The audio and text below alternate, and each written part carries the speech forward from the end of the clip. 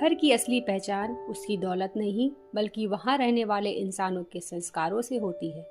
और यही बात हमें सिखाती है मुंशी प्रेमचंद जी की अमर कहानी बड़े घर की बेटी। यह कहानी है आनंदी की, जो एक अमीर जमींदार की बेटी है, लेकिन उसका विवाह एक मध्यम वर्गीय परिवार के युवक श्रीकंठ के साथ होता है। आनंदी जब अपने नए घर में आई तो यहाँ का रंग ढंग कुछ और ही देखा। जिस टीम टाम और ऐशो आराम के साथ उसे बचपन से ही रहने की आदत पड़ी हुई थी, वह यहाँ नाम मात्र को भी नहीं था। पर आनंदी ने थोड़े ही दिनों में अपने को इस नई व्यवस्था के अनुकूल ऐसे बना लिया मानो उसने विलास के सामान को कभी देखा ही ना था। एक दिन दोपहर के समय लाल बिहारी 2 चिड़िया लिए हुए आया और अपनी भाभी से बोला, भाभी इसे जल्दी पका दो, मुझे बहुत तेज भूख लगी हुई है। आनंदी भोजन बनाकर उसकी राह ही देख रही थी। तब तक उसे एक नया भोजन बनाने के लिए कह दिया गया। हांडी में उसने देखा तो पाव भर घी ही था, घी अधिक ना था। एक तो आनंदी बड़े घर की बेटी, किफायत क्या होती है शायद उसे पता न था, और दूसरा व्यंजन को स्वादिष्ट बनाने के लिए भी उसने जितना घी था सारा उठाकर उस मांस में डाल दिया।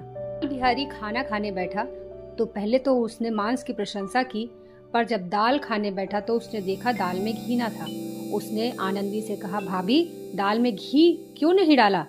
आनंदी ने कहा, जितना भी घी था वो मैंने सारा मांस में डाल दिया। लाल बिहारी जोर से और गुस्से से बोला, अभी परसों ही तो घी आया था, इतना जल्दी उठ गया? आनंदी ने शांति से उत्तर दिया, आज तो कुल पाव भर ही घी रहा होगा, वो सब मैंने मांस में डाल दिया। जिस तरह सूखी लकड़ी जल्दी से जल उठती है, उसी तरह भूख से व्याकुल मनुष्य भी जरा सी बात पर भड़क उठता है। लाल बिहारी को भाभी की ये बात अच्छी न मालूम दी। वो तनक कर बोला, ऐसा लगता है मायके में तो तुम घी की नदी में बहती थी।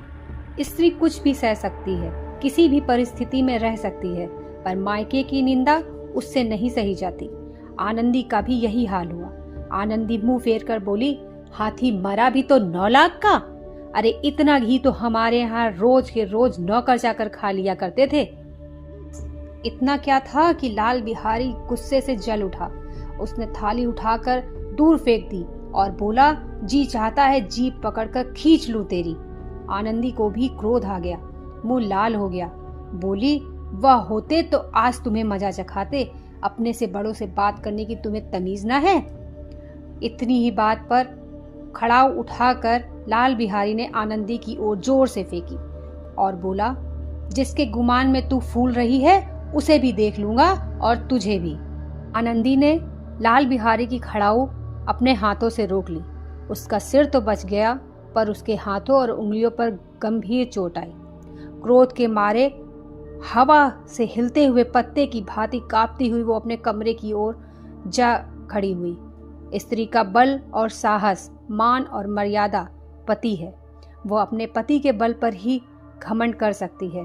आनंदी खून का घूंट पीकर रह गई और अपने पति के इलाहाबाद से वापस आने का इंतजार करने लगी।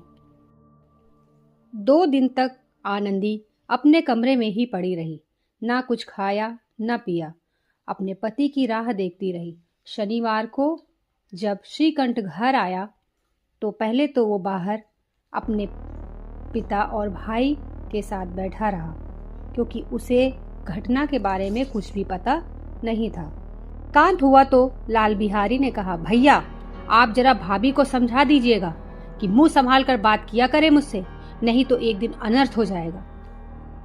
श्रीकंठ खा पीकर आनंदी के पास गए तो वह गुस्से से भरी बैठी थी।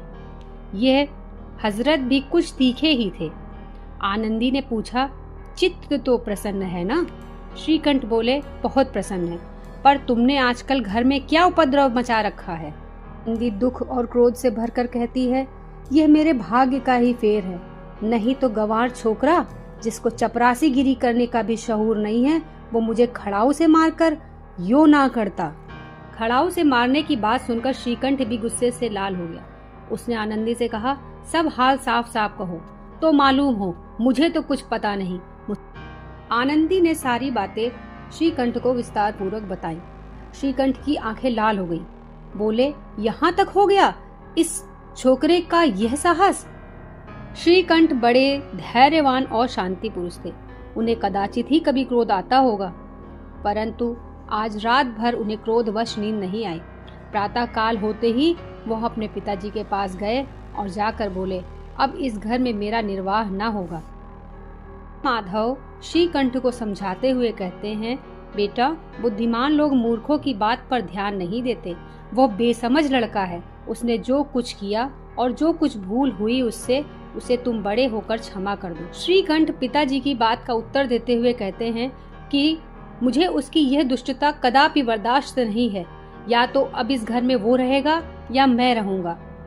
ये आप निश्चय कर लीजिए कि यदि वह आपको अधिक प्यारा है तो मुझे विदा कीजिए, और अगर मैं आपको अधिक प्रिय हूँ तो उससे कह दीजिए कि वो कहीं चला जाए, और यह मेरा अंतिम निश्चय है।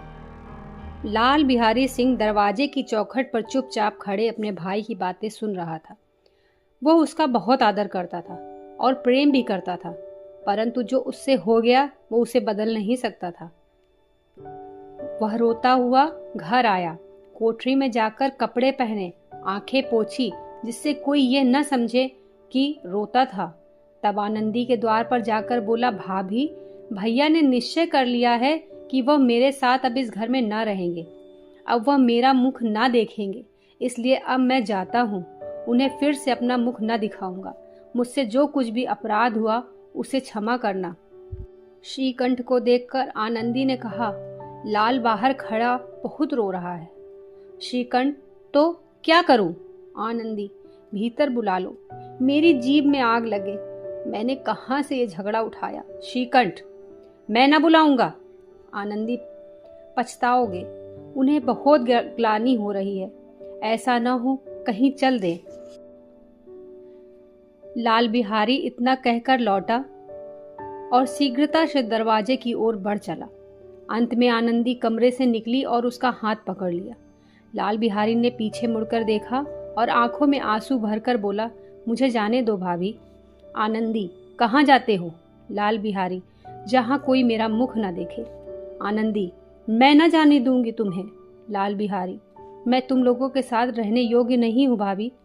आनंदी, तुम्हें मेरी सौगंध, अब एक पग भी आगे न बढ़ाना। लाल बिहारी, जब तक मुझे यह मालूम न हो जाए कि भैया का मन मेरी तरफ से साफ हो गया है, तब तक मैं इस घर में कदापि न रहूंगा। आनंदी, मैं ईश्वर को साक्षी मानकर कहती हूँ भाई कि तुम्हारी तरफ से मेरा हृदय बिल्कुल साफ है और उसमें तनिक भी मैल नहीं है। अब श्रीकंठ का हृदय भी पिघल गया। उन्होंने बाहर आकर लाल बिहारी को गले लगा लिया। दोनों भाई खूब फूट फूट कर रोए। लाल बिहारी ने सिसकते हुए कहा, भैया, अब कभी मत कहना कि तुम्हारा मुंह न देखूंगा। इसके सिवा आप जो दंड दोगे मुझे सहर्ष स्वीकार होगा। श्रीकंठ ने कांपते हुए स्वर से कहा, लल्लू, अब उन बातों को भूल जाओ। ईश्वर चाहेगा तो फिर ऐसा अवसर न आएगा। उसी समय बेनी माधव जी भी आ गए। दोनों भाइयों को गले मिलते देखकर आनंद से खिल उठे और बोले कि बड़े घर की बेटियां ऐसी ही होती हैं, बिगड़ा हुआ काम भी बना लेती हैं। गांव में जिसने भी ये वृत्तांत सुना, उसी ने इन शब्दों से आनंदी की उदारता की सराहना की कि बड़े घर की बेटियां ऐसे ही होती हैं। तो दोस्तों, ये थी मुंशी प्रेमचंद जी की दिल छू लेने वाली कहानी। ये कहानी हमें याद दिलाती है कि परिवार को जोड़ कर रखना ही सबसे बड़ा धर्म है। अगर आपको ये कहानी अच्छी लगी तो वीडियो को लाइक करें और ऐसी ही कहानियों के लिए हमारे चैनल को सब्सक्राइब करें। धन्यवाद।